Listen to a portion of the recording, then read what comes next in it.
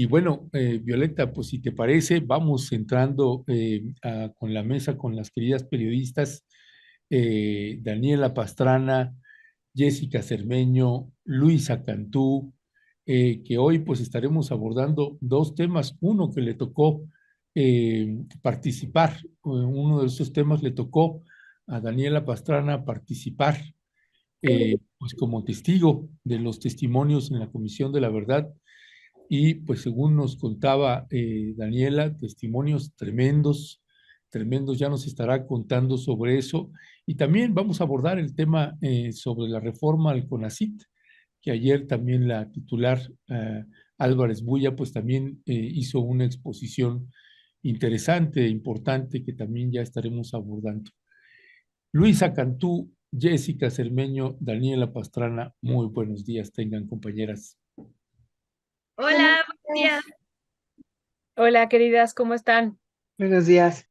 Buenos Pues ya días. escuchando lo que decías, Violeta, que ya nos queremos que sea viernes para Sí, ya irnos a descansar, porque hemos tenido unos días desde la maratónica sesiones legislativas, bueno, tremendas, ¿no? Entonces ya, como así que es, uno ya no ve la esquina. así es, querida Daniela. Así es que ya mañana ya vamos a decir viernes, por fin. Sí. Y bueno, y Luisa también, que ya se le acerca el día de, ¿no? ¿Cómo estás, Luisa? ¿Cómo te está yendo? Hola, bien. A mí bien, al que va a ser hermano no tanto, pero ya es cuenta regresiva también. Justo ya es el mes 8, entonces este es mi último mes de preocuparme por esas jornadas legislativas y estas notas. Oye, Suerte. ¿en Sí. qué semana estás, querida Luisa? 30 esta es la 35, Ah, de la 35. 45. Ujú. Ya estás Entonces, a punto, entonces. sí, la Más fecha es la 1 de junio, más o menos. Entonces ya en esas andamos. 5 semanitas más y ya. Bienvenida.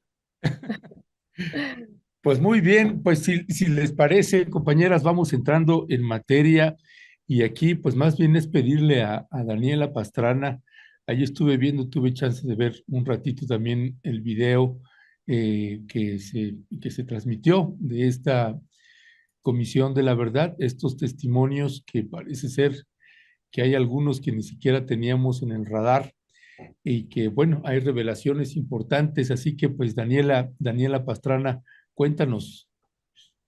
Sí, Ernesto, mira, yo todavía no me repongo, todavía no logro procesar todo lo que pasó ayer. Les explico rápido, le llaman el diálogos por la verdad.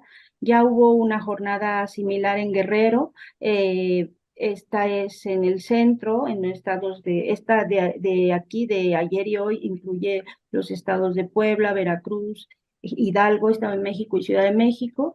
Luego habrá otra en Chihuahua y creo que otra en Jalisco, y así van a tener una serie de estos diálogos que son testimonios públicos de lo que este periodo que nosotros conocemos como Guerra Sucia. Son testimonios públicos de violaciones graves a derechos humanos cometidas entre 1965 y 1990 en distintos lugares del país. Entonces, lo que hace la Comisión de la Verdad, el mecanismo, no es extraordinario, ahorita me acuerdo el nombre, porque es que siempre le ponen unos nombres a las cosas que para qué les cuento, pero este mecanismo, que es uno de los instrumentos que tiene la Comisión de la Verdad, que es para la guerra sucia, o para como lo que llamamos guerra sucia, pues está organizando estos diálogos que son públicos, que son abiertos, donde pues la gente está dando sus testimonios de lo que vivió. Y para mí ha sido terrible. Bueno, a mí me invitaron a moderar la sesión de ayer. Aquí en la parte del centro van a ser un día y medio, ayer todo el día, 8 horas, y hoy mediodía. Y pues no solo hay historias que yo no tenía ni siquiera idea de que habían ocurrido, como una matanza en un lugar que se llama Monte de Chila, en Puebla, donde pues hubo una matanza de campesinos, de 300 campesinos, por lo que parece, que yo jamás había escuchado en mi vida, y le preguntaba a Cau, que estaba ahí conmigo y que era pues es como de los que más conoce estos temas, decía yo tampoco. Testimonios de igual de cosas que ocurrieron antes de que yo naciera, o sea, en enero de 1970, y tener ahí a las personas dando su testimonio, algunas obviamente llorando, porque hablamos de masacres, de ejecuciones extrajudiciales, de desaparición forzada, pero desaparición forzada política. Se presentó el hermano de Ramón García, que es que se considera o lo consideran como probablemente sea el primer caso de desaparición forzada política de la administración del sexenio de Carlos Salinas de Gortari, porque se dio en todo este contexto de la lucha postelectoral de 1988 su desaparición, ¿no?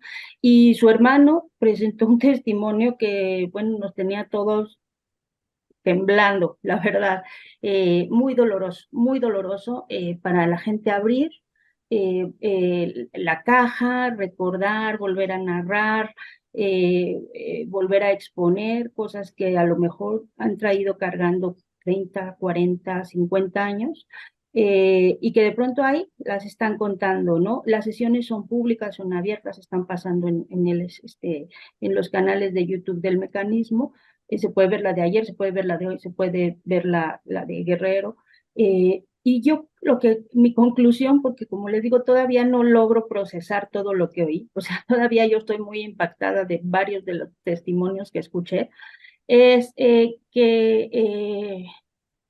pues esto debería ser parte de nuestro debate nacional. Mientras no tengamos resuelta esa parte, o sea, eso explica mucho de las violencias que tenemos ahora, pienso yo, ¿no? Aunque ahora hay otros componentes que tienen que ver con el crimen organizado, que no son necesariamente, o lo que vivimos con esto de la guerra de Calderón, no es necesariamente una persecución política como la que tuvimos en ese periodo, que tiene un componente todavía pues mucho más atroz. Eh, de todas maneras, creo que muchas de las cosas no resueltas, de esa impunidad, de estos casos y de estos dolores que traemos arrastrando, pues han sido el caldo de cultivo para muchas de las violencias que estamos viviendo. Ayer, justo la primera mesa, el primer grupo de testimonios fue de 4 mujeres trans, trabajadoras sexuales, que fueron perseguidas por la policía de Durazo, que fueron torturadas varias veces en la plaza ¿cómo se llama? La de que vamos a Tlaxcuaque, ¿no? Que está acá en el centro. El Y negro Durazo, ¿ah? sí, el gobierno con la policía de Durazo, ¿no? Y entonces yo decía, bueno, muchas de las discusiones que a lo mejor traemos, y las traemos arrastrando desde entonces, pero con esa violencia de Estado, con esa violencia dirigida desde las policías, desde las fuerzas militares, desde quienes te tendrían que estar cuidando, y que pues se castigaba todo lo que fuera disidencia, ¿no? Entonces, pues esa es mi conclusión.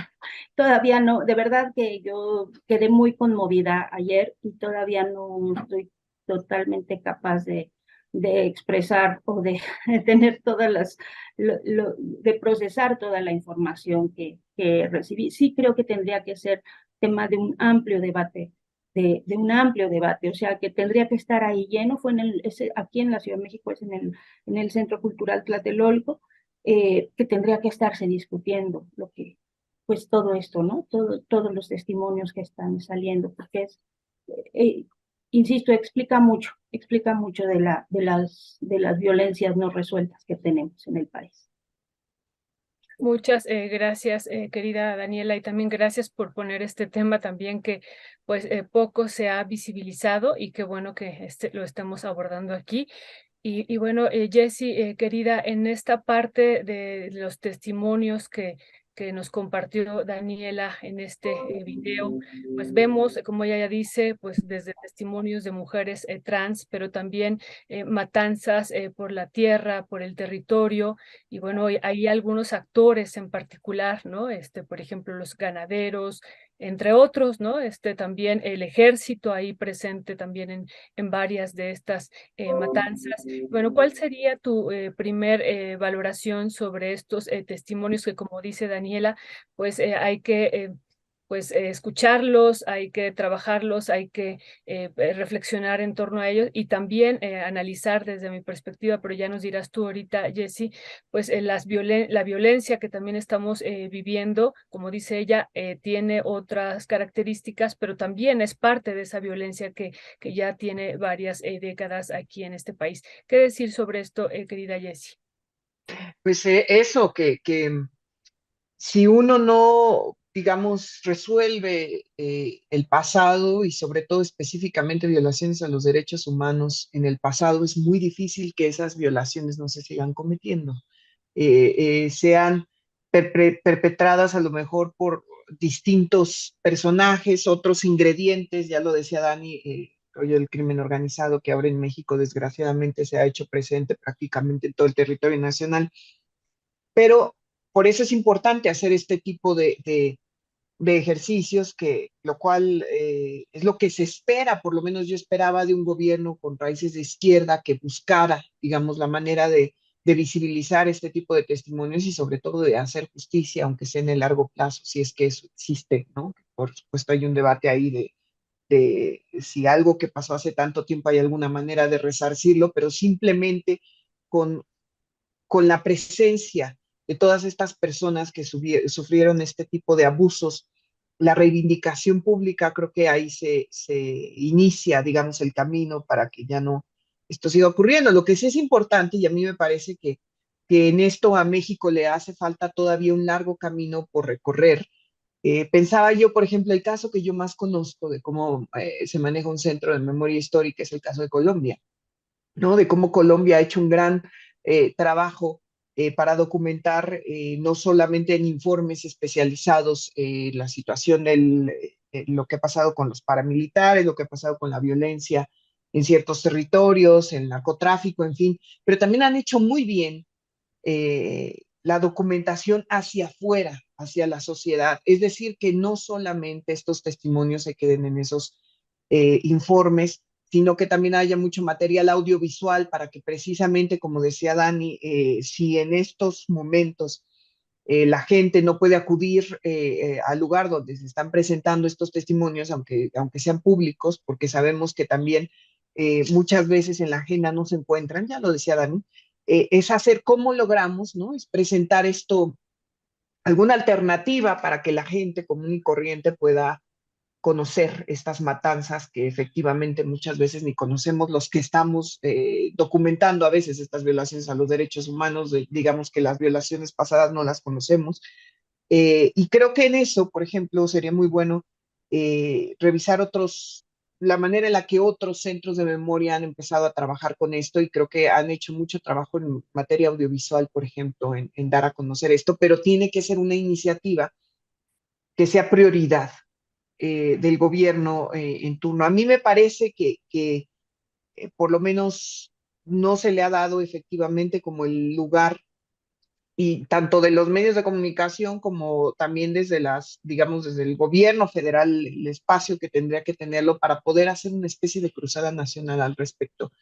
Y en eso la difusión tendría que, digamos, hacerse de otra manera. A mí me parece que con estos ejemplos lo que quiero decir es que hay otras maneras de visibilizar, ¿no? Que lo dejan independiente a la agenda pública de lo que quiera o no visibilizar los medios de comunicación, sino más bien la apuesta gubernamental para que todo esto se conozca. Y sin duda, sin duda, sin duda, si esto no ocurre, desgraciadamente la tendencia será que sigamos acumulando este tipo de testimonios con otros actores en otras circunstancias, porque no hay eh, digamos, no hay una manera de resolverlo, ni siquiera en algo que pasó hace tanto tiempo. Y también creo que es importante, y aquí hay que recalcar la labor de muchas organizaciones de la sociedad civil que han hecho litigio estratégico incluso en tribunales internacionales para dar a conocer estos casos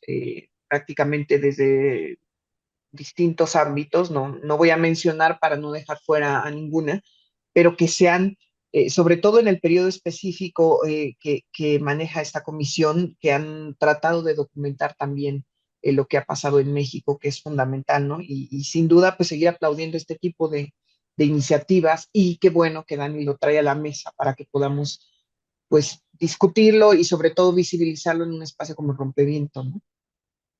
Gracias, gracias, mi querida Jessica Cermeño. Mi doña Luisa Cantú, Luisa, me quedé pensando ahorita que escuchaba también a Daniela, que si bien nos traía a cuento, nos recordaba, nos traía este personaje de oscura memoria, el negro Durazo.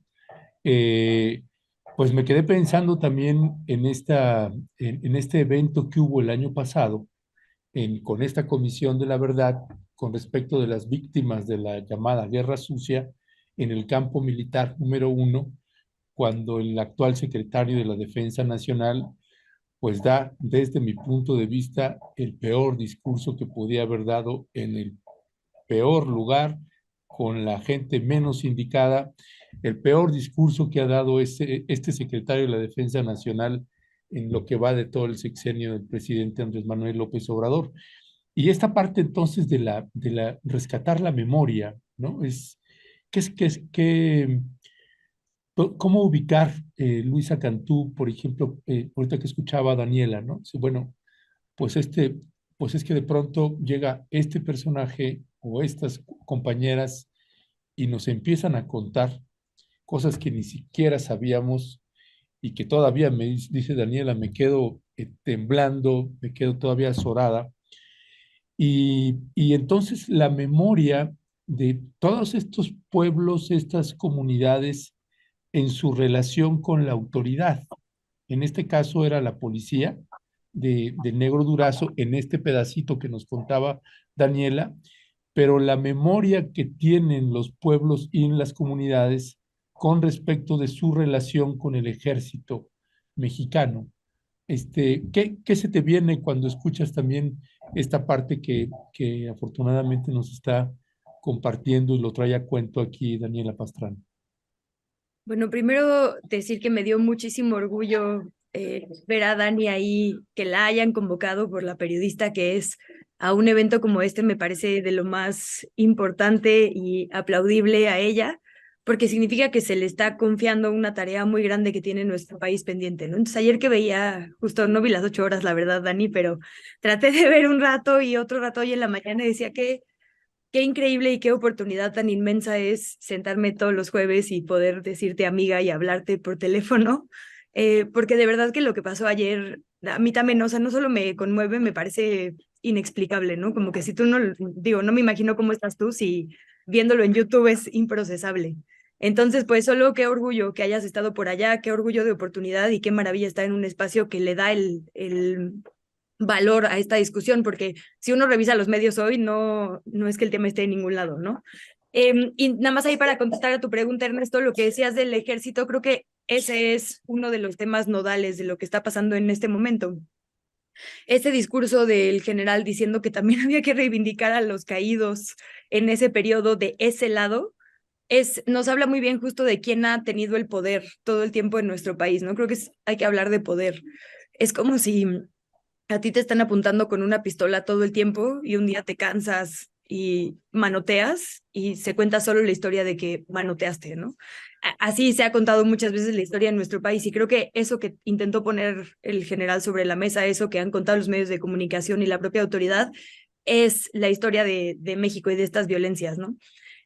Pensaba leía más bien el informe que publicó Alejandro Encinas, el informe o como metas de trabajo de justo estos diálogos, esta comisión, y entre ellos dice que tiene que haber una inspección a las instalaciones militares, el impulso de una ley de memoria para México, la creación de un centro de memoria para México, y bueno, esta apertura a la convocatoria a través de una página para que quien nunca haya contado su historia, porque ¿dónde la iban a contar, no? O cómo la iban a contar, o quién les iba a escuchar, pudiera hacerlo como ahora lo estamos viendo.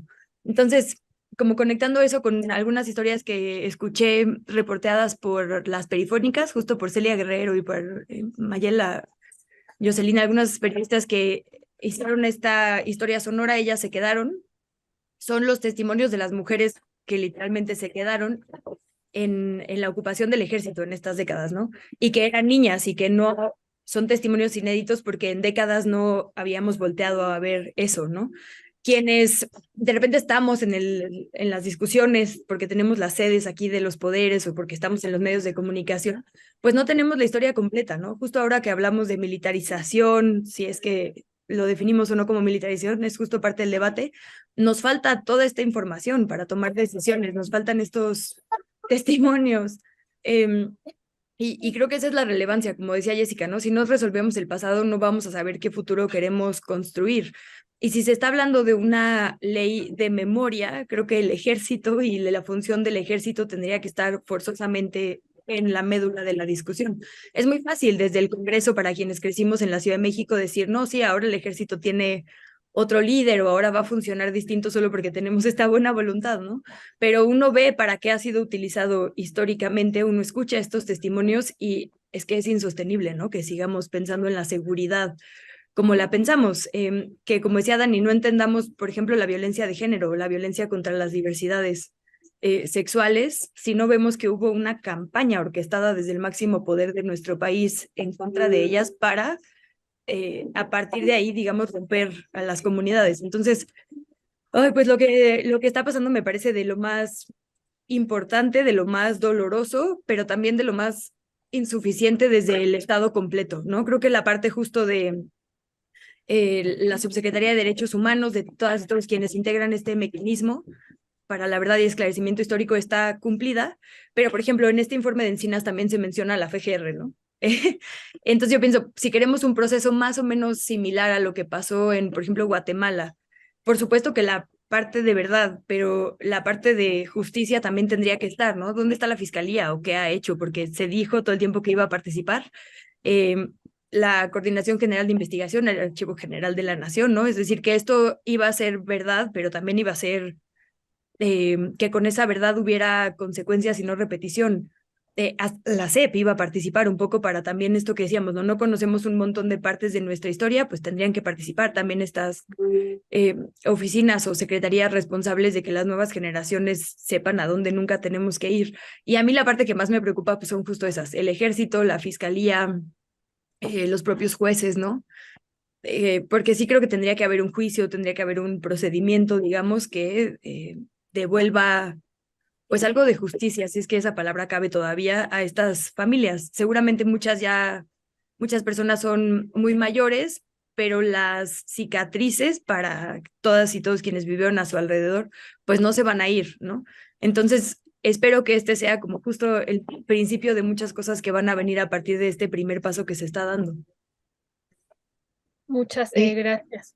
nada más si Sí, me permiten decir algo, es que siempre, ahorita lo que decía Luisa y a propósito de lo que decía Ernesto, ¿no? De cuántas veces hemos dicho en esta mesa que parece que el trabajo a veces del CINAS y de su equipo va por un lado y a veces todo lo demás va por otro, muy lejano, ¿no? Nada más para no repetir lo mismo, pero es a lo que también me refería, ¿no? De que no parece un esfuerzo institucional a veces, ¿no? De que haya un interés en poner estos temas que tanto lastiman, ¿no? A la sociedad y que hacer que todos los que tienen que ser responsables sean responsables, ¿no? Nada más quería decir eso.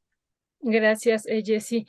Dani, yo también coincido con lo que decía ahorita Luisa, pues que tú estés ahí, pues realmente muchas gracias que estás ahí y que se esté reconociendo tu trabajo, tu trayectoria, así es que muchas gracias y muchas, pues de repente es decir felicidades frente a estos testimonios, pero gracias porque están reconociendo tu trabajo y bueno, en verdad, qué bueno que tú estés ahí, que alguien como tú.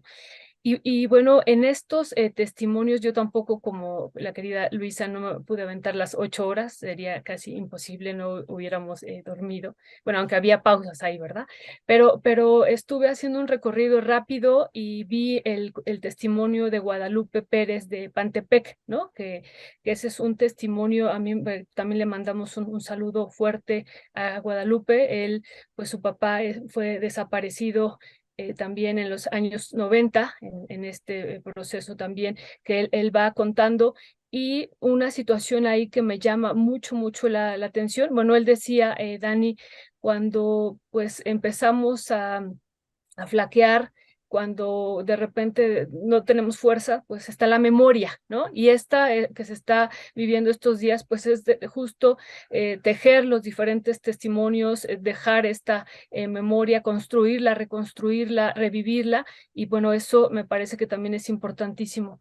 Pero bueno, él en el testimonio que estaba dando, que ya nos lo había compartido una parte ahí en Tierra Adentro, estuvo con nosotros, pero bueno, el testimonio que dio el día de ayer me parece que también sintetiza, y ustedes ya han mencionado aquí algunos actores que pues son parte de esta memoria y que estuvieron ahí presente pues en esta violación de derechos humanos, y en particular él habla, ya lo decíamos, de los caciques, de los ganaderos, de los guardias blancas, de las familias de los ganaderos, del ejército, de las empresas, ¿no? Que también eso me llama mucho, de las empresas que en nombre del desarrollo pues han cometido también verdaderas masacres. Y bueno, ustedes están agregando ahorita a Durazo y bueno, muchos otros que pudiéramos hablar de estos actores que han estado también involucrados en estas violaciones hacia estos compañeros en las desapariciones, como es su caso de que desaparecieron a su papá, ¿no?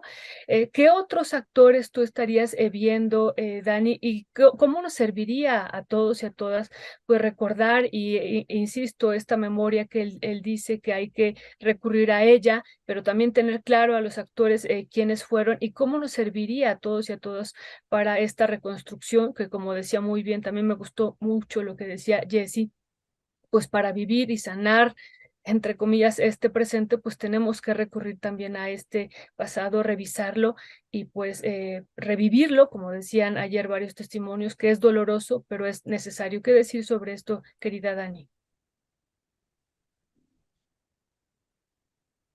El micrófono. Son varias cosas.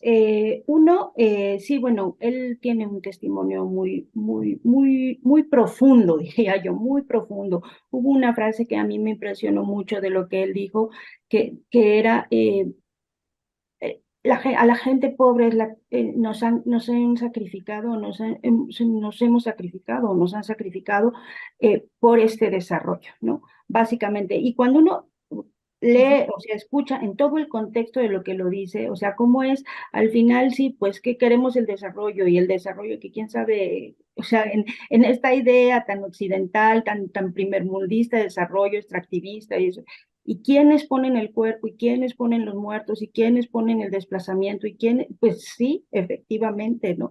Es una cosa que realmente sí se impresiona porque pues su testimonio y todo en general el testimonio de lo que pasó en este lugar de Rancho Nuevo, donde él contaba que el lugar este de la sabana, pues que parece, o sea, que ahorita está ocupado ya por uno de estos grupos caciquiles y que pues parece que no existió nunca ese pueblo, que el único testimonio que hay de que ese pueblo sí existió, que ahí estuvieron, que ahí vivieron, es la barda de la escuela. Porque pues había una escuela, porque había un pueblo, existió un pueblo ahí que ya no existe, ¿no? Porque los desplazaron, porque los sacaron, porque los echaron los caciques.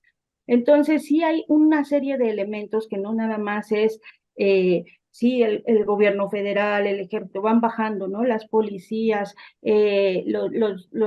efectivamente ahora son nuevos actores los empresarios y el crimen organizado, pero antes estaban los caciques, que siguen estando los caciques locales o quienes tienen el poder local. Todos esos actores le van poniendo capas de complejidad, porque mientras no se resuelve pues exacto, no se resuelve lo anterior, pues entonces nada más se le van sumando actores de terror, ¿no? O sea, o van cambiando de cara, a lo mejor en algún momento, en algún lugar, pues es el cacique, en otro momento, pues son los empresarios mineros, o en otro momento es el ejército y luego es la policía, pero van cambiando de nombres, pero la práctica, decían, hay una metodología de la desaparición, por ejemplo, alguien decía eso, que al final lo que hace es que impide que sepas qué pasó. Que sepas qué pasó hace 40 años y que sepas qué pasó con los de Ayotzinapa, ¿no? O sea, porque hay una metodología que cambia de actores de poder, pero al final ocurren de la misma forma. Entonces, creo que ese es para mí el principal valor de estos testimonios. Y el otro es que casi todos hablaron de sus historias de resistencia. O sea, e incluso el de Xochocotla decía, a mí, el mandato de mi asamblea es que sí les hable de esas ejecuciones extrajudiciales, pero que sobre todo les hable de nuestra lucha y de nuestras resistencias, porque pues nosotros tenemos todos estos años resistiendo, ¿no? Y esa casi en todas las mesas se repitió y es una cosa que me pareció realmente muy valiosa de los testimonios. Entender que así como ha habido una serie de poderes que insisten en imponer un modelo de vida homologado, general, a rajatabla, que no aceptan disidencias, que quieren mantenerse siempre en el poder con sus oligarquías. Así también hay pueblos que han resistido enormemente y a veces solo queda eso, la barda de una escuela como sello de que ahí hubo un pueblo, pero ese pueblo está resistiendo de otro modo, está ahí, está en estos testimonios, van, de ahí de mismo el Rancho Nuevo fue el señor Juan Valderrama, ya ni oía, él pedía que yo más bien lo entrevistara para que acordarse, porque él me decía al principio, no sé si voy a poder dar mi testimonio porque luego no me acuerdo. Entonces quería que yo le fuera ayudando con preguntas y, y ahí están, ¿no? Y varios no salían, no empezaban a salir, ya tenía la mesa esta, no, es que le están tomando la presión, es que se le bajó la presión, porque pues es gente que vivió esas cosas hace 40 o 50 años, ¿no? Y de todas maneras ahí están dando su testimonio. Entonces, esas dos cosas a mí me parecen muy valiosas de rescatar. Y ahora de lo que decía hace un rato Jessica, y que yo estoy muy de acuerdo, o sea, yo creo, estoy convencida de que tanto en esa cosa que se llama la guerra sucia como en lo que se llama la guerra contra las drogas, en nuestras guerras más recientes, tendríamos que abrir procesos judiciales abiertos como los que ha habido en Colombia con los paramilitares o en Argentina con la dictadura, o sea, abrir que se sepa, no, yo soy de la idea de que no se trata de enjuiciar al ejército en general o a los militares en general, pero hay responsables, hay quienes les dieron las órdenes. Ayer oíamos los nombres que pues yo he oído desde niña, Durazo, Nazararo, Gutiérrez Barrios, no sé, o sea, una serie de responsables que fueron los que dieron las órdenes y que tendrían que estar expuestos los casos y que todos lo supiéramos, porque si seguimos metiendo bajo la alfombra o sea, esbarriendo y poniendo bajo la alfombra, pues ahí va a seguir, ¿no? Ahí están las heridas y ahí nos sigue supurando pues una serie de heridas en el país que se van haciendo como una bola de nieve. Y no lo vemos, no tenemos esos juicios. Creo que eso no está en la agenda del Ejecutivo. Yo es eso, o sea, decías, ¿por qué? Porque mucha gente no estaba como muy enterada. Bueno, una parte es porque a los medios quizá no les interesó tanto, a muchos medios, porque creo que incluso Ciro Gómez Leiva, alguien le dijo que, o sea, alguien lo oyó en el programa que iba a ver eso, o sea, sí sabían y no fueron. Eh, pero tampoco hay una gran estrategia de comunicación desde el gobierno, tampoco lo oímos en las conferencias del presidente, o sea, tampoco es un tema que el gobierno esté poniendo en la agenda. El mecanismo y la comisión trabaja con o sea, con recursos limitados en comparación con otros recursos que tienen otras áreas. Y sí creo que no es parte o sea, que no está puesto en la agenda central del gobierno, mucho menos de los medios, ¿no? Y creo que eso es como la parte, pues no sé, que me parece a mí más, pues más preocupante, porque si bien van a estar disponibles y van a hacer su esfuerzo de hacer podcast y hacer materiales en video y pasarlos y tenerlos disponibles, pues tendría que ser parte de una gran discusión nacional. ¿Que ¿Cómo vamos a cerrar eso? Miren, uno de los casos, el de Amencingo, era hace 42 años mataron al tío, Bin Flores. O sea, 42 años antes de Samir Flores, que era el sobrino, por luchar contra las mismas cosas, por la misma lucha, unos con unos actores, otros con otros actores. Pero al final, pues, ¿cómo queremos que se cierre eso si ni siquiera podemos saber exactamente qué pasó en el caso del tío de Samir, ¿no? O sea, si ni siquiera lo tenemos claro. Entonces, ¿cómo vamos a ir cerrando las heridas que tiene este país con estas guerras tan atroces? Entonces yo sí creo que pues que ese es un fallo y que además, pues sí es una cosa que no va a ocurrir en esta administración. Yo creo que no va a ocurrir en esta administración por el tema de justo que se involucra al ejército y entonces el presidente, pues eso ya sabemos que no le gusta nada, que se esté cuestionando al ejército, como, no sé, como que se lo toma personal, cuando no es un tema de este ejército. A lo mejor este que tienes muy bueno, ahorita lo podemos platicar con lo de la ley de ciencia o de CONACYT. Bueno, a lo mejor es, pero no es este ejército que tiene, o sea, no, es como poner eh, a, a, frente a la verdad de crímenes atroces que ha cometido el ejército, las policías, quienes sean, para poder empezar a sanar como país.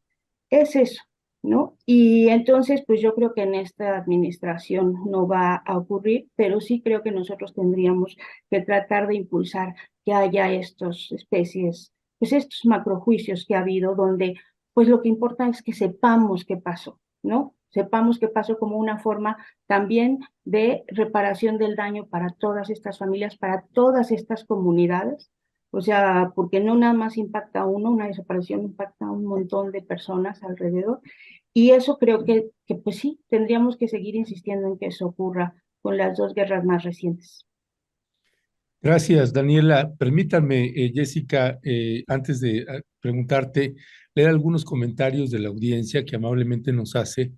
Ofelia de Elisinore dice, es un desperdicio de tiempo en la mañanera que el presidente se dedique a los medios comerciales. Debería aprovechar el trabajo de verdaderos periodistas y analistas como ustedes para difundir la neta. Adriana Cos, testimonios importantes ya que siguen siendo las mismas Fuerzas Armadas. Nora Brie, en Argentina también se ha trabajado arduamente por recuperar la memoria y se sigue haciendo. Adriana Cos, hay que visitar el Museo de Memoria Indómita en el centro de la Ciudad de México, en la calle Regina. Malagón, el gobierno son todos los poderes, ¿no es así? ¿Puede el Ejecutivo hacer lo que Jessica dice? No, el gobierno no son todos los poderes. RM Malagón es el Estado, el gobierno es el gobierno en turno, el Ejecutivo Federal con todas sus dependencias. Adriana Cos, en las Lomas Nayarit hubo una matanza perpetrada por el ejército en los 80s. El pueblo fue sitiado por días. María Elena, qué bonito reconocimiento de Luisa Cantú para Daniela Pastrana. Nora Brie, eso hicieron los militares en Argentina con la ley de punto final y de obediencia debida que lograron interrumpir los juicios por 15 años. Valentín Ruiz, para ustedes no hay militares buenos y que realizan trabajo honesto y reciben órdenes, tienen que acatarlas y mueren en ese proceso. A esos militares se refiere el presidente, no a los que dieron la orden. Millari Bermeo, en mi escuela buscamos recordar las historias dolorosas a nuestro alrededor y que queden en la memoria y no olvidemos, pero sin duda escucharlas de quienes las han vivido es muy importante. Otra vez, Ofelia de Lisnore, el riesgo es que este ejercicio se quede solo en golpes de pecho por parte de solo algunas autoridades. No veo un compromiso real para sanar heridas tan profundas, ni siquiera con lo que ocurre ahora. Moisés Cepeda, Daniela, para evitar la justicia, pusieron a Hertz Manero. Bueno, hay muchos comentarios, cosa que les agradecemos mucho a la audiencia que nos está escribiendo. Si te parece bien, mi querida Jessica, salvo que quieras añadir algo más, pues lo añades también sobre este tema que nos puede dar para varios programas. Créame que es así. Ah, pero si gustas, también pasaríamos al siguiente tema que tiene que ver pues con las reformas que se hicieron también al CONACYT y que, pues bueno, ha generado una protesta pues bastante airada de varios científicos académicos y otra vez que me parece que también hay una parte de responsabilidad o corresponsabilidad del gobierno de no explicarla. Ayer, María Elena Álvarez Bulla, la titular del CONACYT, hizo una exposición y ya colocó más elementos que creo que valieron mucho la pena. Así que también mientras vas comentando al respecto, vamos a ir pasando las imágenes de esto que estuvo proyectando también y que explicó la titular de CONACYT, que nos parece que dio más pistas y unos datos y cifras verdaderamente de escándalo y de indignación. Pero hay muchas cosas que hay que tejer. Así que, ¿cuál es tu valoración de esto, de esta reforma y de lo que ha devenido toda esta serie de críticas a esta reforma, Jessica Cermeño?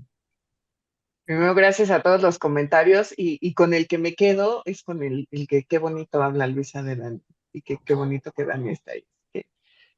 Nada más La verdad.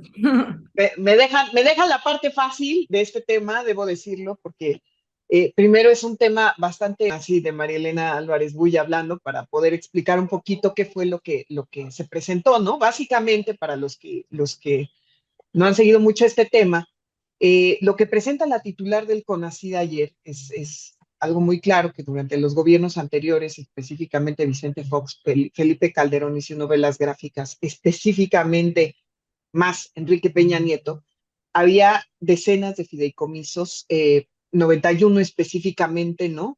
Que tenían dinero del presupuesto público que era del CONACYT, que transfirieron a otras empresas, ¿no? Que fueron más de 45,000 millones de pesos transferidos a estas empresas, que la verdad es que cuando tú ves la lista de las empresas te preguntas, bueno, ¿y qué relación había, no?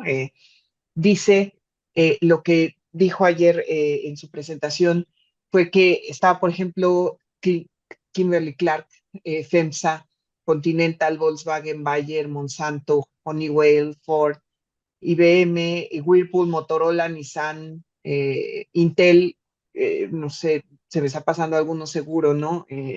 LG, ¿no?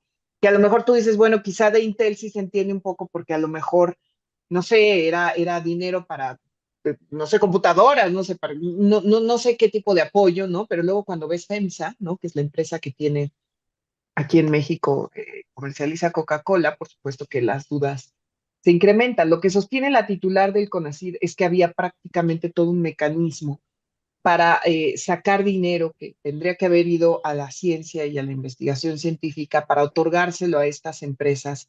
En algunos casos, digamos, argumentando que había algún tipo de que tenía que ver con recursos humanos, ¿no? Digamos que se les daba a las empresas este dinero para que hubiera capacitación, en fin, es algo que, como bien dices, mi querido Ernesto, es bastante más complejo que lo que yo estoy diciendo.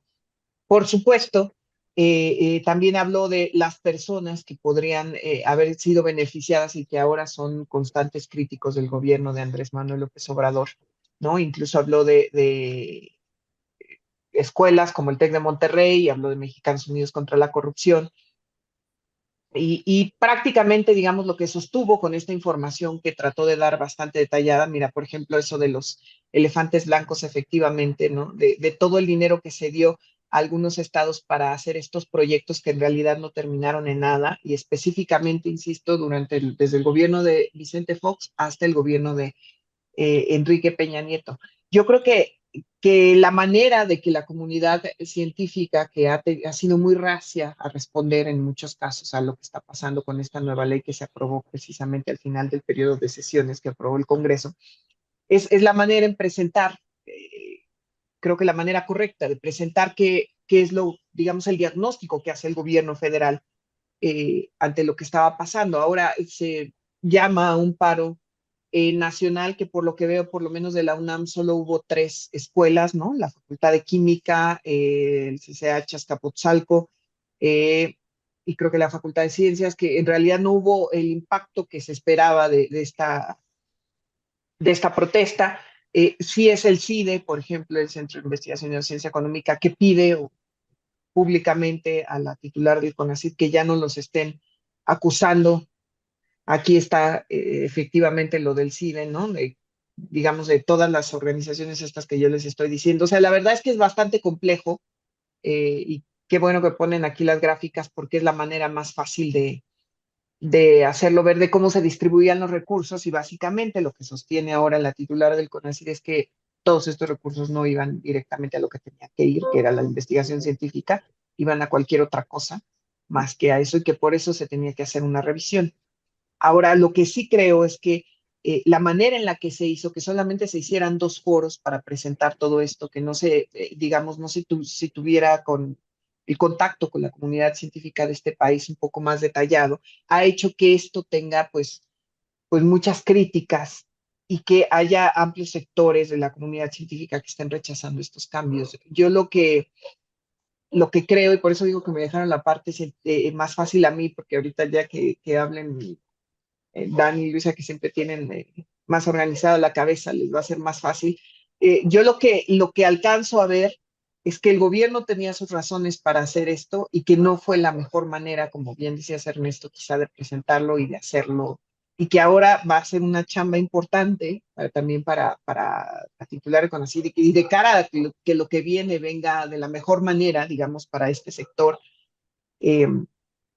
Que haya una, si no negociación, por lo menos un diálogo mucho más abierto, ¿no? Donde efectivamente yo sí creo que no se tendría en este momento que zonas, porque bueno, eso es mucho más fácil, ¿no? Pero por lo menos sea sectores amplios como para decir que en realidad todo el sector de la ciencia está en contra de la cuarta transformación, por ejemplo, ¿no? Que ahí está un poco lo que está diciendo el gobierno federal. Yo no he tenido y lo digo abiertamente, no he tenido la posibilidad de revisar los datos de manera independiente como para a decir que es correcto o es incorrecto lo que se está diciendo, pero creo que es importante que la titular del CONACYT haya dado toda esta presentación y que deja muchísimas más preguntas que respuestas de entrada, ¿no?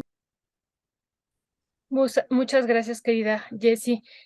Luisa, sí le toca a nuestra querida Luisa, ¿verdad? Sí. Luisa, ¿cuáles serían desde tu perspectiva los pros, los contras, como dice Ernesto, siempre las luces y las sombras? La titular de CONACYT habla de que fueron consultados alrededor de 70,000 personas, ¿no? Ese es un dato que ella ha estado dando. Y bueno, hay otro planteamiento de que faltó hacerse pues más planteamientos, que solamente se realizaron 2 parlamentos abiertos y que quedaron pendientes varios, y que bueno, faltó tiempo. Entonces esta parte de la forma, como fue, ¿tú cómo la evaluarías? Y ya de fondo, ¿qué elementos estarías viendo que serían los más, que podrían ser pues fortalezas y las debilidades, ¿no? Yo aquí tengo algunas anotadas, pero en particular, si pudiéramos hablar de esta parte de las humanidades, de la fortaleza del Estado o no, tú cómo lo estás viendo, de la presencia de otros conocimientos y de otras formas incluso de construir lo que son, por ejemplo, aquí se presenta o se incluye los conocimientos de los pueblos indígenas que no eran contemplados, ¿no?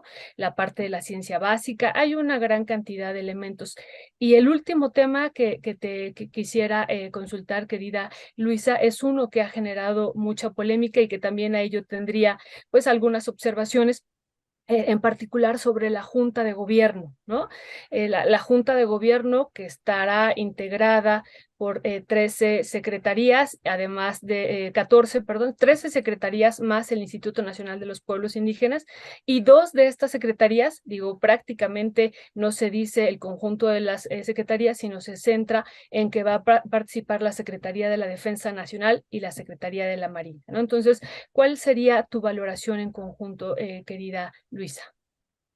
Gracias, Violeta. Pues híjole, creo que me parece importante también saber de dónde partimos, ¿no? De repente parece que solo hay que discutir la ley y no de dónde viene el panorama de la ciencia en nuestro país, porque de repente grandes eminencias, ¿no? Como Antonio Lascano dicen, se está desmantelando. ¿Desmantelando qué, no? ¿Qué había antes que yo me perdí, que éramos una potencia científica? Pues, y creo que no solo es una discusión en México, creo que es una discusión en realidad que se está dando a nivel global justo por esto, ¿no? Como que, ¿quién define qué es conocimiento?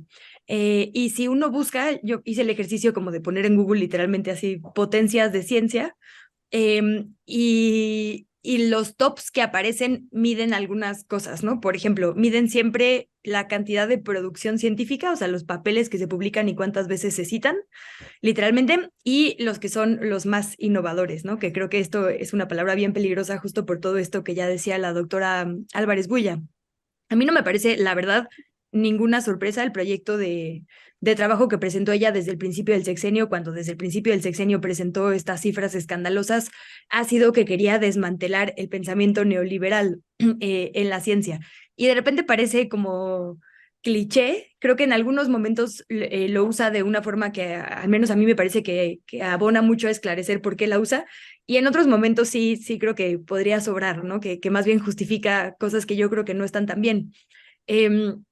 Por ejemplo, este tema de que se mide internacionalmente lo de la producción científica y que eso es lo que le importa justo a muchas de las academias en nuestro país, pues es muy engañoso porque, y ahora que ponías esto de la protección, por ejemplo, de los conocimientos indígenas, que es un tema también, por ejemplo, en la COFEPRIS, ¿no? Ahora reconocido desde el lado de la medicina, o sea, sí es una estrategia como integral.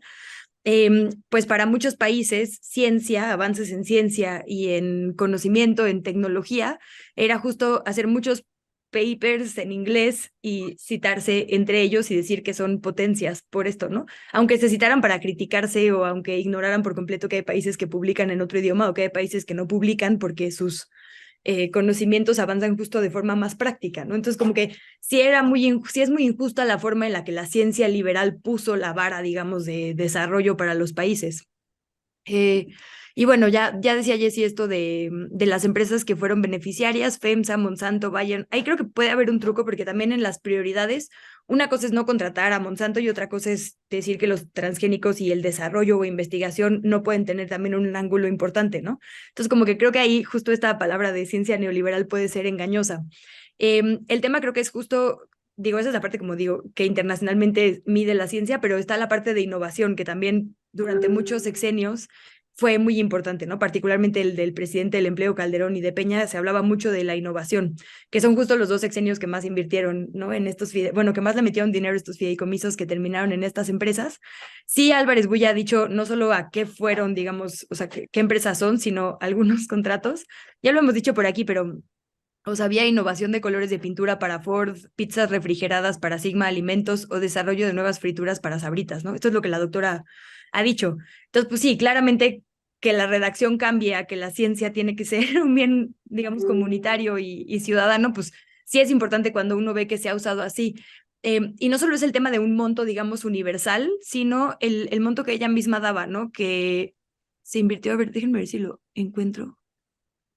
Los miles de millones de pesos que a través de estos fideicomisos se transfirieron contra la ciencia básica, ¿no? Y son exactamente 10 veces menos.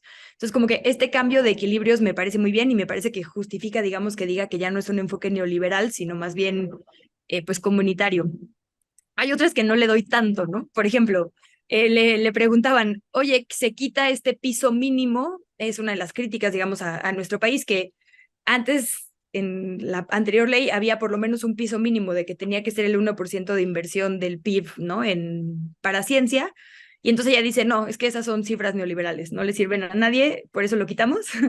No sé, o sea, yo siento que ahí a lo mejor, por más que sea neoliberal, valdría la pena sí asegurarlo, porque sí hay, digamos, sí se contempla en la nueva ley esta instrucción de que tiene que ser progresivo, pero bueno, puede ser progresivo y seguir siendo menor en la proporción de lo que el país tiene o de lo que se asigna totalmente del presupuesto. No sé si eso tiene sentido, ¿no? O sea, como que puede tener más cada año, o sea, puede tener el CONACYT este año 1% más que el pasado, pero si el presupuesto creció en general 8%, es en proporción menos, ¿no? Entonces, como que creo que ese candado, o sea, si ella decía que el número no sirve porque es neoliberal, entonces tampoco esta instrucción serviría, ¿no? Sí tendría que haber, digamos, una garantía de otra manera de que se va a invertir en esto. Entonces, bueno, creo que efectivamente hay como mucha infodemia y creo que ese es el problema justo de que se pone siempre como la ideología y la formación primero en el debate y no justo las vías de solución o las discusiones amplias.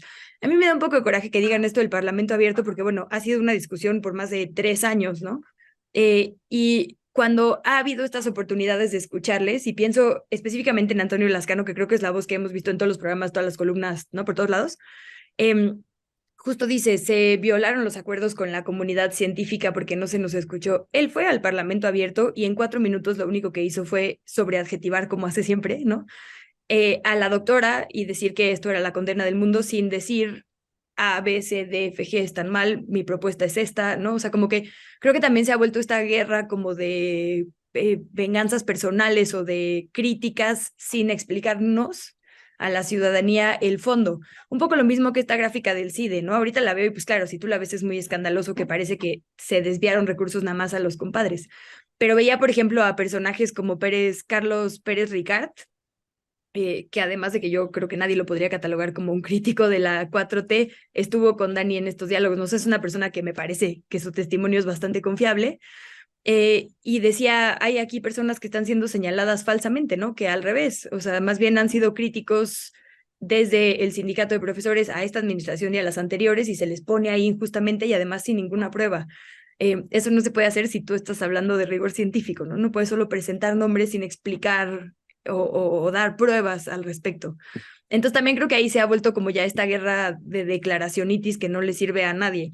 Y pues bueno, solo para cerrar esto que decías, a mí también me parece muy interesante, o sea, pueblos, comunidades indígenas y campesinas son reconocidas como este sistema nacional, pero por otro lado, se integra una junta de gobierno sin que México tenga, digamos, un historial muy grande de desarrollo científico desde el ejército, ¿no?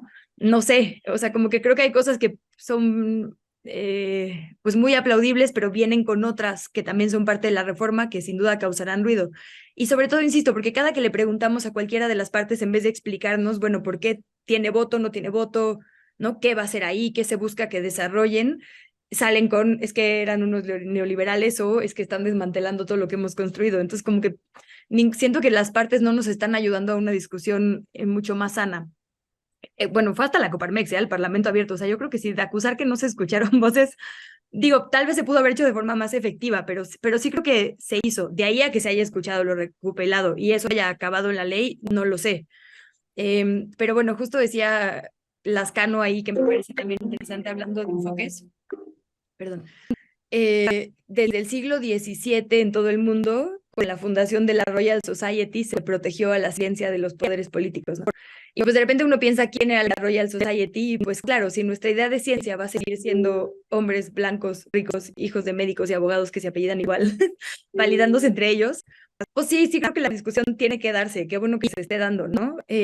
Solo es cómo la hacemos, cómo traducimos todas estas cosas que justo hemos leído y visto y que están por escrito, porque también si uno lee los boletines de sean universales, se garantice el acceso público, todo suena muy bonito hasta que necesitamos que nos expliquen exactamente cómo se va a hacer, porque hubo leyes anteriores muy bonitas que tampoco, digamos que garantizaron este derecho para la población, sino que terminaron en esas gráficas. Entonces yo pediría que justo porque es un tema tan manipulado, porque además la ciencia como que universalmente valida ideologías, ¿no? Y pienso justo en la Royal, en el impulso a esta teoría darwinista y demás, o sea, como que hay mucha gente como Tom Wolfe que ha dicho, pues es que al capitalismo le encantaba esta idea de que compiten y los más fuertes ganan, ¿no?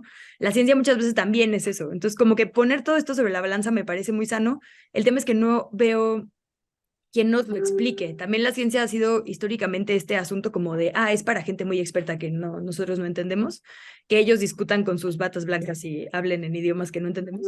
Y pues justo no, podría ser otra cosa, el conocimiento podría ser un asunto comunitario si lo planteáramos así, sin que se asusten, digamos, los actores históricos de ciencia, pero sí creo que ha sido muy insuficiente la discusión que nos han dado. Incluso las largas entrevistas que ha dado la doctora Álvarez Bulla a medios como el Canal 14, porque yo me eché todas, no explica verdaderamente, ¿no?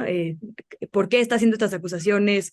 ¿Cómo se va a proceder para que sea distinto? Como que avienta conceptos generales, que bienvenida a la discusión a ella y creo que se está dando, pero no veo justo en el futuro, digamos, cómo se va a aplicar esta ley para que efectivamente se cumpla todo lo que ella está diciendo, ¿no? Ya, pues muchas gracias Luisa. Pues sí, y quedó ahí también lo del el ejército y la marina, y sí, algunos hemos visto estas entrevistas con Álvarez Bulla, pues tratando de responder unas cosas, otras que pues uno se queda, ay, pero en fin, Daniela Pastrana, me quedo pensando también en esta exposición que hizo Álvarez Bulla en la mañanera, el día de ayer. Te pido ahí la imagen número 2, por favor, Leonardo, porque ahora que se hablaba también de todo este desvío de recursos, porque, pues, digo, hablando en llano, pues era un desvío de recursos y uno pensaría que más bien debería ser al revés, ¿no? Yo estaría pensando que Kimberly-Clark y FEMSA y LG y IBM y Bayer, pues todos estarían aportando dinero al CONACYT y no al revés.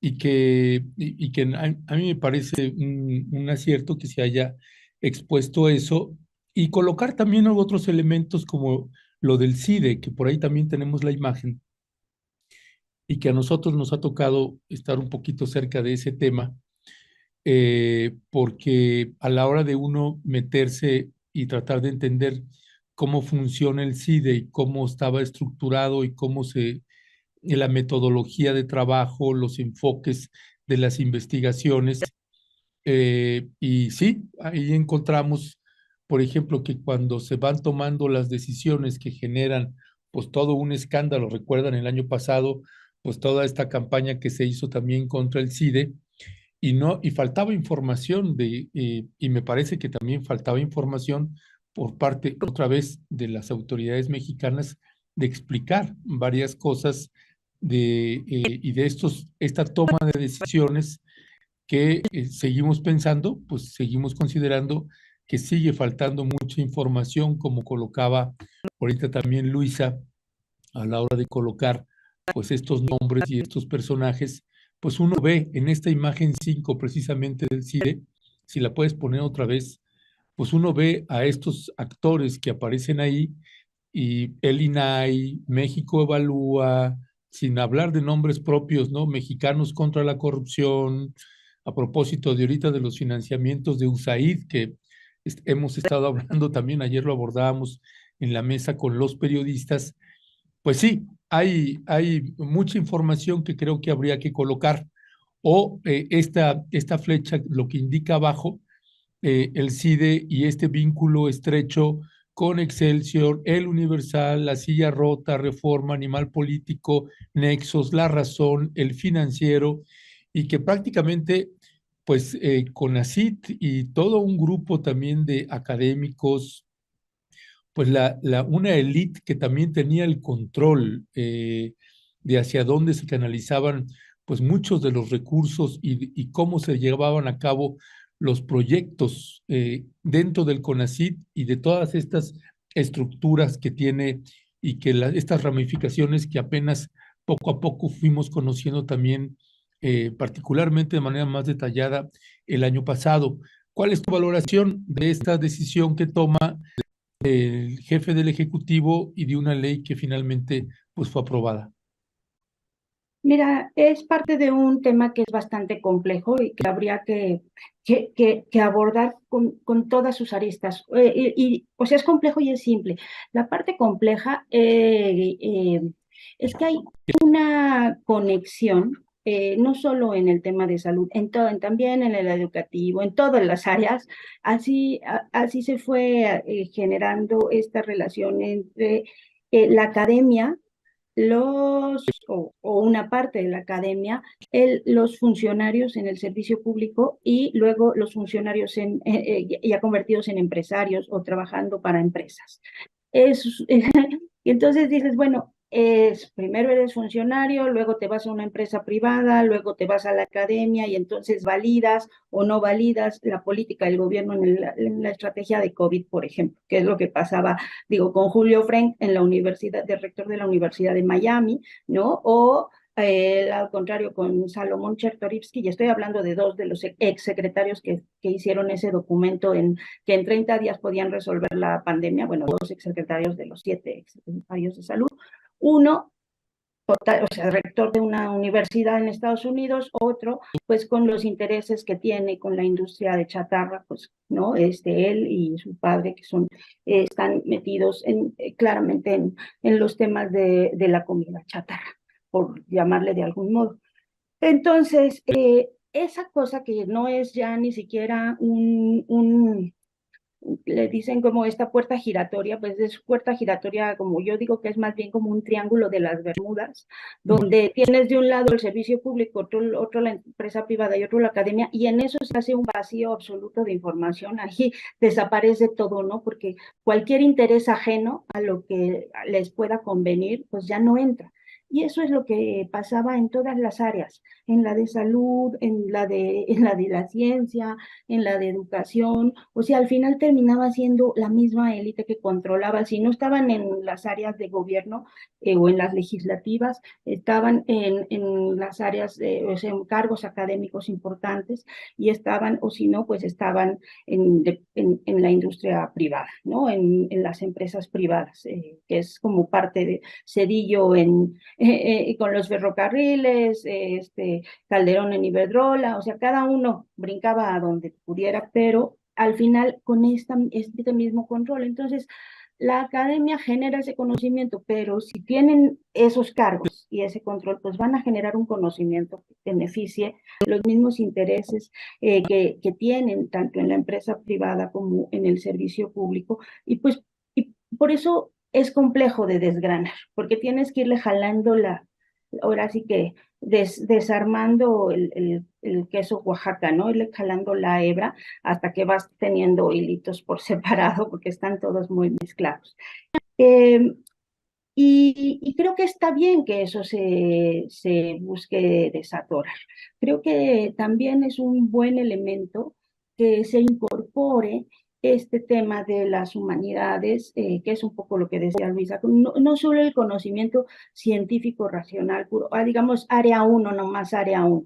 No, al área 1 le hace falta las otras áreas. O sea, de verdad, yo cada vez estoy más convencida, y además es parte también de una tendencia. Por estos mismos temas se ha cuestionado mucho, y acaba de renunciar la secretaria de Salud en Colombia, ¿no? O sea, se ha cuestionado mucho este asunto de el salud y la ciencia, que también considera los conocimientos propios de los pueblos, y no nada más los que vienen de los países industrializados, que te dicen cómo estudiar, qué estudiar, y al final siempre te tienen pues, ahí digamos que con el control, ¿no? O sea, total de todo como ordenes tu vida, ellos deciden. Entonces, creo que eso es un elemento bueno. Yo donde realmente tengo cuestionamientos es con lo que decían de la Junta de Gobierno y de la participación del Ejército y la Marina. Y ya me leí un montón de argumentos, porque sí, lo de las discusiones, pues esta fue una ley que tuvo como 4 años de discusión, y ya ha habido quienes han dicho, yo estuve ahí estos 4 años y tal cual. Pero esto de la Junta de Gobierno y esto de los militares, yo ya leí muchas, pues de quienes lo pueden avalar, que dicen, en realidad son 2 de 23 votos, ¿no? O sea, no es que tenga todo el control el ejército, como si había unas notas que, digamos, con un poquito de mala intención, te decían ya es el control del ejército, y cuando la leías, pues no, eso no venía, o sea, no era así. Pero sí es la incorporación, ¿no? Y hay quien te dice, pues también entra el IMSS, y es todos los que tienen actividad científica, y, y yo creo que incluso eso va en sentido contrario de lo que plantean del humanismo. O sea, es como, pues, no sé, ya lo he dicho varias veces y creo que lo tengo que volver a decir. Eh, Entiendo la intención que puede tener el presidente, y a lo mejor ya mucha gente en su gobierno a la que haya convencido, de, digamos, quitarle esa carga de maldad al ejército, o sea, de ciudadanizarlos, por decir de algún modo. Pero ni cambia de un día al otro, o sea, no puede cambiar así como por los deseos. Son estructuras que tienen muchísimos años, que no van a modificarse, la forma de pensar que han tenido durante muchos años. Y el ejército per se, como todas las Fuerzas Armadas, también como las policías, es una institución vertical. O sea, y no hay forma de que no lo sea. Nunca vamos a ver una cooperativa de militares. O sea, no hay forma de que sea de otro modo. Está en su esencia tener esta estructura vertical y está hecho para ir a combates.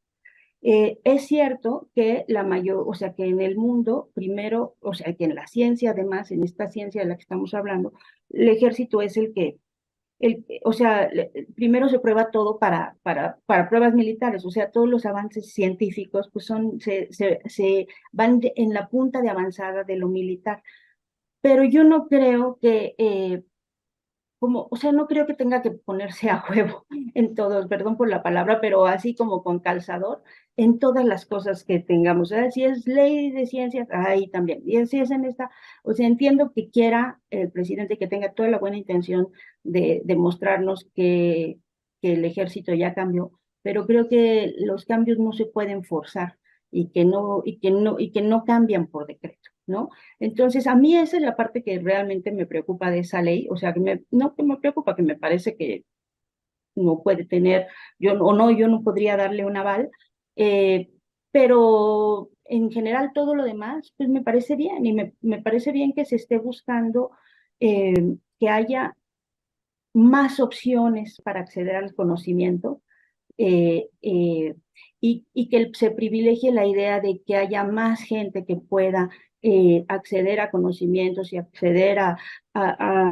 maestrías o a entender sí, a proyectos científicos, y que no se esté privilegiando la idea de que mi investigación, ¿no? La parte individual, sino que se piense más bien en un modelo que sea más para todos. Eso me parece muy bien. Y creo que hasta ahí, esos son mis claros oscuros de eso. Lo otro no, ya lo leí, ya lo releí y no creo que pueda convencerme de que va a cambiar tan inmediatamente, ni que haya cambiado tan inmediatamente, ni que sea sano que en todos los lados nos quieran poner con calzador la buena cara de los militares, que sí creo que puede haber cosas muy buenas que hagan. O sea, yo también creo que depende de quién da las órdenes, ¿no? Pero pues no en todos lados, es que ya está en la sopa. Micrófono, micrófono. ¿Ya me escuchan? Ya. Perdón, tenía aquí como tengo aquí al Chuchito que de repente se pone a ladrar, entonces le puse ahí el silencio. Gracias, querida Dani. Ya se fue Luisa, bueno, le mandamos un fuerte abrazo, avisó que se iba a ir unos minutos antes y ya también ya se acabó el tiempo de esta mesa, así es que muchas gracias, pero nada más brevemente. Pues sí, yo creo que yo coincido con todo lo que decía ahorita Daniela, es un tema con muchas aristas, con muchísimas aristas y como ustedes bien decían, también con muchas luces, muchísimas, ¿no? Y algunas sombras que también me parece que pues se centrarán desde mi perspectiva en esto de que participe la Marina y también la Defensa Nacional. Eso me parece que va a ser uno de los elementos pues de discusión, pero no es lo único, ¿no? Como decía ahorita Daniela, tiene muchos elementos desde mi perspectiva muy, muy positivos y esto que a lo mejor pareciera menor, pero que ya ustedes lo han dicho las tres, pensar en otros conocimientos y en los grandes problemas que hay que resolver a partir de la ciencia, de la innovación, de la tecnología, eso me parece fundamental, ¿no? Y bueno, yo desde hace 13 años estoy en el Sistema Nacional de Investigadores y bueno, en algunos momentos recibí alguna notificación señalando que lo que yo hacía no era ciencia porque me dedicaba a trabajar con los pueblos indígenas, ¿no? Y que ellos no producían conocimiento y que ellos, pues entonces realmente que ahora... Y claro, nosotros cuestionamos eso, ¿cómo no van a producir conocimiento los pueblos? ¿Cómo no va a ser, o sea, un aporte fundamental los saberes de ellos? Y bueno, es parte también de un racismo, de un clasismo, y también hay que decir, una parte importante de la discusión que está aquí de fondo, pues son estos intereses que se están afectando ahora, ¿no? Ya desde que entró el gobierno de la llamada Cuarta Transformación, y también hay que decir que, bueno, había un sector dentro del mundo científico y de innovación y de la tecnología que tenía, ¿no? El control también de este espacio, y bueno, pues se le ha quitado el control, entonces aquí hay muchos intereses también que están de por medio, pero insistimos, sabemos, también hay racismo, hay clasismo, y haber dicho en el pasado pues que esto no era científico, que los conocimientos y que los pueblos no podrían generar saberes y que no podrían aportar conocimientos, pues eso nos parecía muy grave, y qué bueno que ahora esto se esté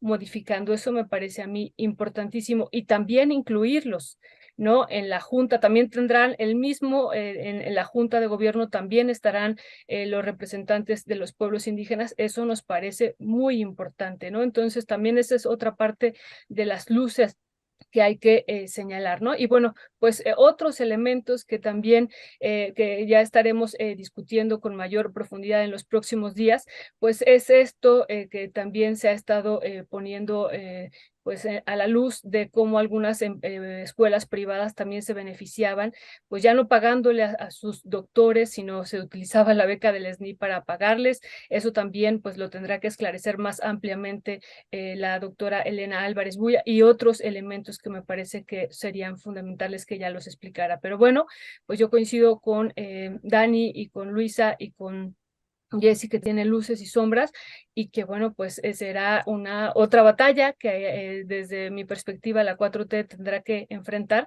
y insistimos, hay intereses también aquí empresariales también de por medio.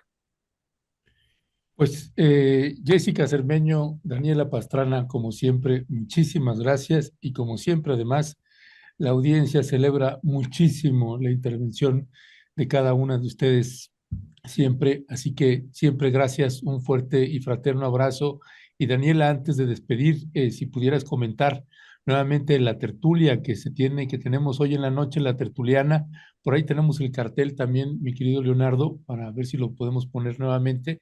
Pero otra vez, Daniela, para refrescar la memoria, para que la gente pues Pues llegue. ya los que no han reservado todavía apúrenle, porque luego sí se llena muchísimo y ya no cabe la gente cuando quieren llegar así de último momento. Es la tertuliana, vamos a hablar de qué sigue después de la estación migratoria, del incendio en la estación migratoria en Juárez, qué es lo que tendría que cambiar. Va a estar, pues van a estar Arturo Cano y Alberto Nájar, periodistas ambos, con muchos años de coberturas en estos temas. Va a estar Leticia Calderón, que ya pues sabemos que es como la obsesión de su vida, el tema migratorio, se lo conoce de principio a fin. Va a estar Andrea González de la UNAM, y va a estar también Gretchen Kuhner del Instituto para las Mujeres en Migración, por todo el tema que tiene que ver con las infancias, con las mujeres. Va a estar muy buena, realmente creo que va a estar muy buena. No sé si logremos llegar a un punto de qué hay que cambiar, pues porque ese sí que es un tema complejo, y a donde no le vemos puntos, muchos puntos claros, digo yo, ¿no? O sea, más bien ese es como muchos oscuros en esta administración, pero yo creo que pues sí, es un quinteto ahí de gente que sabe muchísimo del tema y que nos puede dar muchas pistas para entender que podemos también, pues, dónde presionamos, ¿no? Dónde vemos, dónde ponemos los ojos. Y eso, nos vemos ahí a las 7 de la Nos noche vemos ahí con una rica pizza, Daniela. con una rica pizza y unos mezcales. Y unos Ok, mezcalitos. Gracias. pues muchísimas gracias, como siempre, Daniela, muchísimas gracias, mi querida Jessica, querida Daniela, les mandamos un fuerte y fraterno abrazo, y ahí seguimos al habla. Lindo día, gracias. Abrazo. Bye.